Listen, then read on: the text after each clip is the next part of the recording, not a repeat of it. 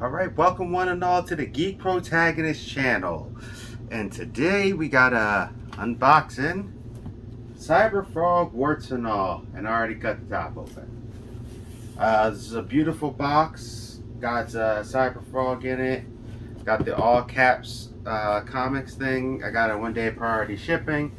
I really love this box. Anytime I get nice boxes like this, I end up using them for other stuff. Because it's just great storage things. They look really nice. So if you had like extra characters or let's say there were certain types of comics you wanted to keep separate, or certain things that you're like, I want these kind of knickknacks in here, that's a nice box to keep. So we will start with let's get this, the book. And got Cyberfrog. Nice thing here. Read perfectly beautiful. If you have it on your shelf to do that. Now this is the anthology collection of all of the 90s. Everything prior to Blood Honey. Pretty much that Ethan Fisk ever had. And he went through. I knew there was re-letterings, things like that. It has some nice little passages in here. Beautiful stock paper. Has introduction, Hall of Heroes Cyberfrog, Hall of Heroes Cyberfrog number 2, Cyberfrog 1, 2, 3, Matt Martin pinup, Cyberfrog 4, Reservoir Frog 1 and 2. I actually have those. Harris profile, Cyberfrog 0, Cyberfrog vs. Creed. Funny enough, I have like one of those too. I didn't even know who those characters fully were. I just knew it as a kid. I saw really cool art, I would grab it. And I saw a frog and a kid with 4 fingers. So, yeah. Ninja Turtle fan for life. Let's see, we got Hall of Heroes 0, Letters column, Salamandroid Zine, and Fibonacci 1 and Fibonacci 2, Gallery, and Afterward. So I know he said that there was some stuff that was being redone. Check that out. I think he said they did like some re-inking, some re-lettering, kind of like polished it up a little bit. This is the old Cyberfrog from the 90s. His original stuff was definitely black and white. And he is Benjamin Riley. And I think this is with... Oh, cool. We're talking about the Flylas again. It was very interesting because I felt like Ethan does a little bit of body horror. So, like, here's the one with the Fly, right? And how he like rips in his transformation. I don't know if you can see it. You can definitely see how he changes his artwork. I do find it funny. I'm Ben Reilly the Fly, because it makes me think of Ben Reilly, you know, Spider-Man thing. But it's interesting because this fly actually just eats people instead of does the regurgitation. But you have like some other cool stuff here. Cyberfrog dealing with a few criminals. And like I said, it's very interesting to see some of his artwork. Got Letter from Pub. Like I like how you see all this stuff. Or like Cyberfrog, Hall of Heroes, like these guys, piece of cake. Like I said, I don't know if you can fully see it. Different things here. So this looks like it's some script. I always love when these books have scripts, especially it helps you get the process yourself. If you're trying to write a comic or something, it's always good to see other people's scripts.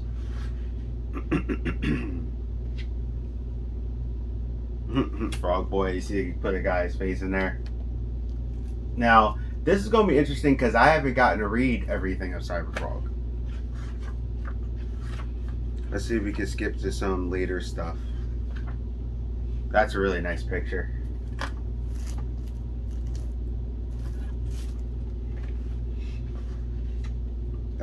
You see like he's fighting a fly dude. I like this. Like this is really cool. And in case you're wondering, I guarantee it's not all black and white. See? because I have some of the Cyberfrog is not, but very strong covers, really cool things. I like to see Cyberfrog drinking a juice pop. Alright, right there. Oh, and I've actually seen this box, seen this image. I love those far superhero pose in the sky images. Like, that reminds me of Frank Miller when The Dark Knight did that pose. Like, some people think it's ridiculous, but it still looks, it's iconic.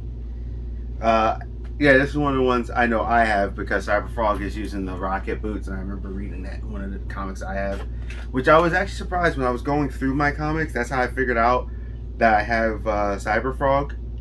Yeah, he definitely redid this one because this is the one where the dude was saying something and Heather Swain hit him. And before Cyberfrog was kind of rude to Heather, and then over time he kind of changed the relationship. I seen a video where he talked about it, that he was actually glad he kind of changed the dynamic. It was the way he probably felt at the time, or how, when we're depicted, he was able to kind of like update his stuff. And people need to remember that too. Sometimes how a character starts and where they go, where it's just a writing later, sometimes means something.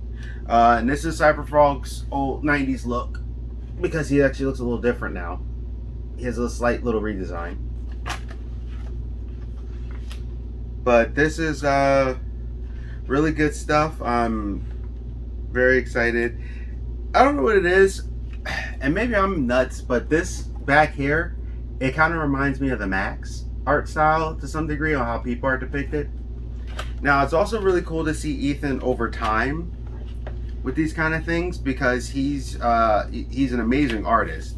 But like, as he's gone, it's like his art has gotten better and better and better. As as it should. I just think that's very interesting. But with Cyberfrog, he has a lot of like bug villains.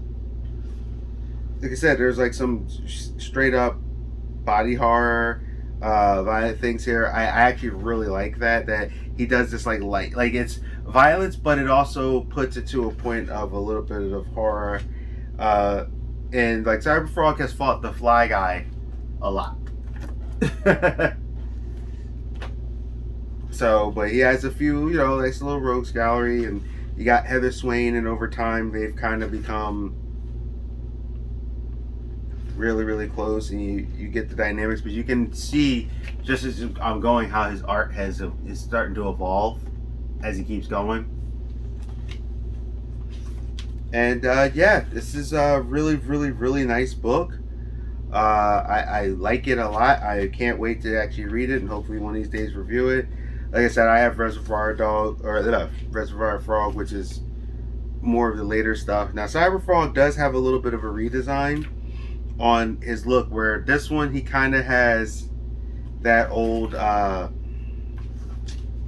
what you call it, like the he looked more like a physical frog and less like a costume, where in the newer one, to me, it looks a little bit more like a costume, super heroic-y.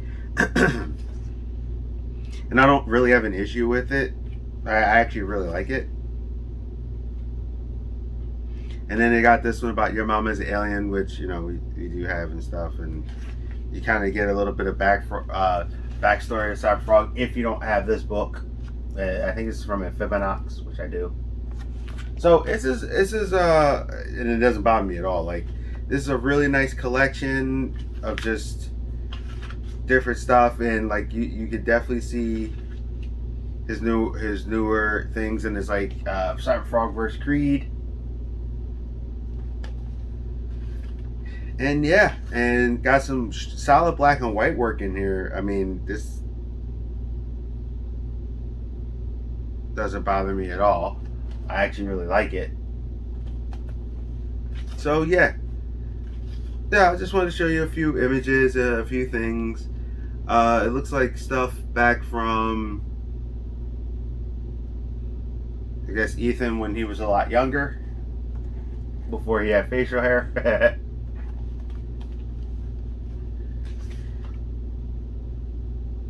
And old look at Salamandroid. I actually really like the character Salamandroid and where he's at today. It seems like a lot of people do. I kind of wish I was able. Well, I do actually wish I was able to get that PVC toy. I wish I had the money at the time. I'm a little upset that I didn't scrounge it together because it was like a big Salamandroid, and I think I had Cyberfrog. But now, fast forward, I would have loved to have had that sitting somewhere. I really do like Salamandroid. I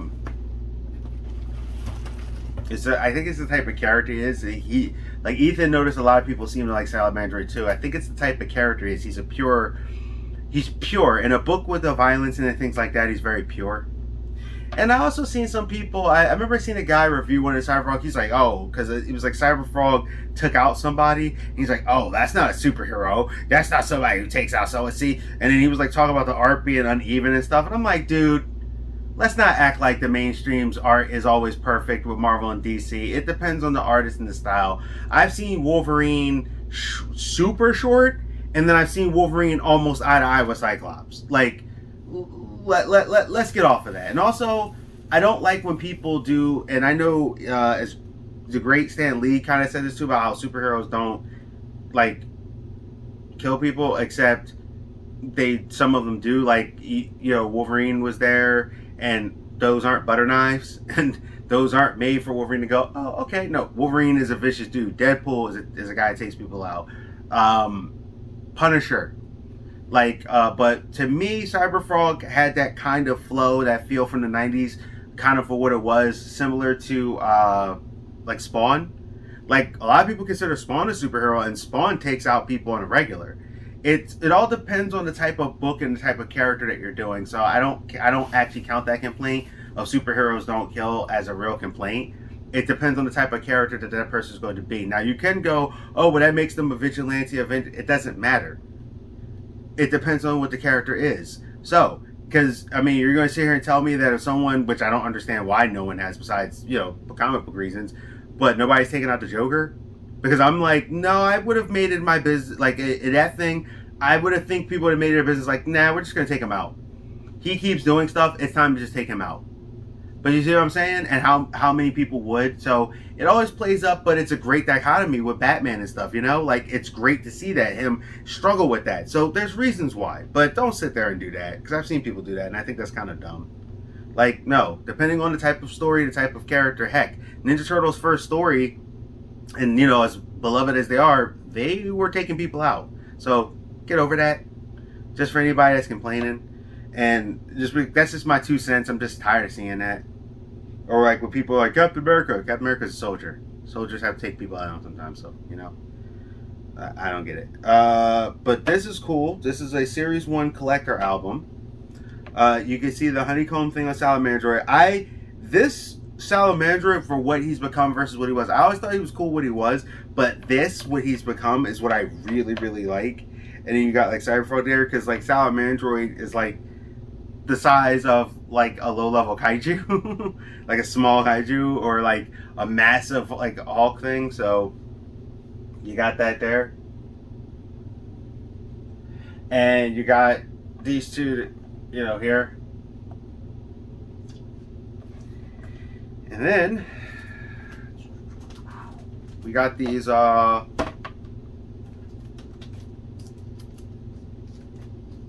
awesome cards with a backboard. Now, I know if you're a part of his members thing, he gives you like a card every month. If also too, I think your Patreon, he gets stuff. I'm not a member, but I'm not a member of anyone's thing right now. It's just extra money, and I can use that money for other stuff. Nothing against anyone. It's just I can't have all my money going everywhere. It's bad, bad enough for so much I spend already, and I'm trying to save up for stuff. But each one of these cards is really cool. Like this has Heather Swain and the Vespis, and then it has like a little thing on the back like warts and all email list exclusive promo card. So this is a special exclusive for the email list. Cover art for Hall of Heroes, Cyberfrog. I think it's pretty cool.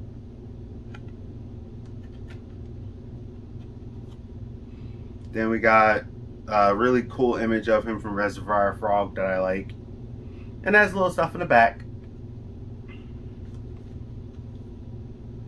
Was it good for you? Really nice imagery. Cyberfrog, Heather Swain. Looks like Cyberfrog decked up a little bit from Reservoir Frog. I'm hoping y'all can see this. Another really cool one here from Reservoir Frog.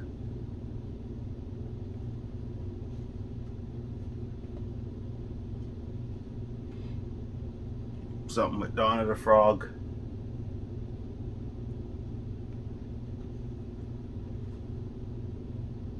I like this image. It looks like Cyberfrog is surrounded. I think this is from Amphibinox. Yeah, it looks like that's what it says in the back.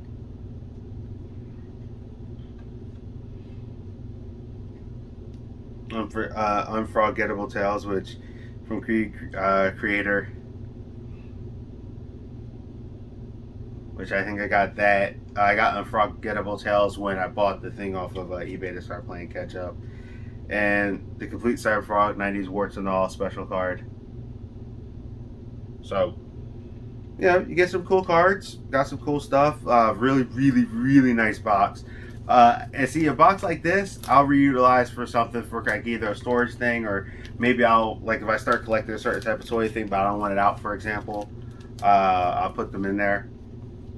And yeah, and he has, Ethan has a campaign going on right now for Cyberfrog Wave 1 series. I think they need to raise like $400,000 or something. And if they can get even higher on there, they could do a lot. Like, it has like the 90s Cyberfrog, Cyberfrog's current look, Heather Swain in an all cap shirt versus the chicken thing, a couple different heads. It has a Vespas. If you did the email thing, the pre-email thing, it comes with like chicken hand, and I think another type of hand, so extra parts. I think some people, if you're part of Patreon, get like an exclusive.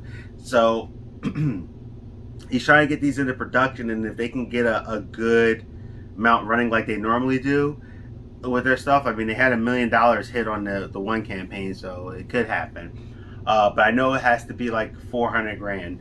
It had some really cool stuff. Like I would like to definitely see that Cyberfrog with the cannon arm, amongst other things. And yes, I know the elephant in the room. His wreck planet is like already like about a year late. I think it was supposed to come out in May of 2020, and he gave himself already a year to do it. So it's kind of like, I seen it on a video or two where someone asked like, where is it? He's like, it'll get there when it gets there. Which I get the frustration, but I'm also going to acknowledge that that's not the approach. Because he launched Rainbow Brute. He's helping out other other people get off the ground. Now, El Keon, we might get something from him with Pitt, and I'm very excited about that. And he helped out with him with Creed, so he's trying to help out other people too. But to be fair, he should kind of, and I've seen him, he's been doing art and stuff, but he really should kind of focus up to get that book out. Like, we shouldn't be seeing that book come here by 2022. It should, if you're going to say it's here, and you're going to be kind of late, which he did give an update saying he's late, like, you kind of got to tighten that up, because that is one of the pieces of ammunition that people use when they talk about crowdfunding. And most crowdfundings I already expect. So if someone gives me a date, the way I approach crowdfunding is I always say, all right, I'm going to add another 4 months. But a lot of crowdfunding I've done as of late, they've actually come out pretty on time. You get your few, but let's not act like the mainstream don't take forever to. Because sometimes their stuff's late. I think Marvel just announced a bunch of delays. Like, it happens. So it's not like something of, I hope you like it from a couple years from now. It's just, as long as you get it, that's fine. The biggest, most important thing I personally feel with crowdfunding, there's a book I'm reading now that's like 3 years late, but the dude was kind of not as responsive, and then he finally kind of said his piece, but he did come out with the book, and he did tell people what was going on, which was cool. I still got the book. I'm reading through it. That's my suggestion to anyone that does crowdfunding. You got to be transparent. Things are going to happen, especially if it's your first time, or anything can happen, but you got to make sure everybody knows what's going on. That's the most important thing. With Ethan Van Sciver, you know you're going to get it eventually. That's the good news. The bad news is just how long is it going to take to get there, because it's like, okay, will you come out with this? But from what I'm gathering, it sounds like he's gotten help. Like Dale Keown is working on something, and he's already working on the next one. So I think he's doing the smart thing that he's taking this extra time. So when this one comes out and he's ready to kick off the next campaign, the third book is already far in. You see what I'm saying? Like it's like, well, we're here now, so we're gonna keep it. But yeah, so you know, if you want to see the toys, I know the Vespus is like 75, and I like bugs, so I'm very interested in possibly getting it, and maybe get the 4-pack or whatever. But you know, $40 I think for one. But they're super articulated characters, and that's how much toys are now. So anyway, yeah, this is really, really cool. Strong, sturdy book, beautiful. I know it had that green thing he was talking about. It definitely has, and heck, you can't go wrong with green, especially for a Cyberfrog. Oh, and it has that Ether and Cyber sunshine picture. So, yeah, Geek Protagonist, you stay safe, you stay healthy, you stay real. I just wanted to show you what I got, and I'll see you.